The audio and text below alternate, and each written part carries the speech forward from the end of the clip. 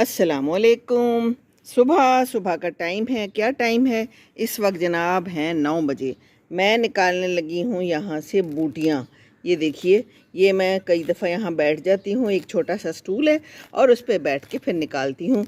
तो इसी तरह ज़िंदगी की जड़ी बूटियाँ भी निकालिए। ये एक खुसूसी किस्म का मैंने लिया हुआ है खुरपा, जो कि बड़ा अच्छा काम आता है। और ये सारी घास मैं यहाँ से थोड़ी थोड़ी साफ़ करती रहती हूँ।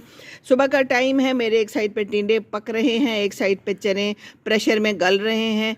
खुदा का नाश्ता एक साइड पे तैयार करके मैं अंडा बना के आई हूँ, बस अभी उसको देना है। तो सुबह सुबह काम कर लें, आज जुम्मा भी है। ये थोड़ी है कि फिर हमने लेट खाना खाना है, लेट खाना पकाना है। सारे काम जल्दी जल्दी हो जाएं तो अच्छा होता है ना। फिर कुरान पढ़ना है, नमाज़ पढ़नी है इंशाल्लाह। बूटियाँ निकालिए ये काम करें और उसके बाद फिर ज़िंदगी से भी बूटियाँ निकालें, ठीक है ना। एक मज़बूत सा खुरपा पकड़ें, बस एक मज़बूत सा खुरपा। क्या ख्याल है? ठीक है।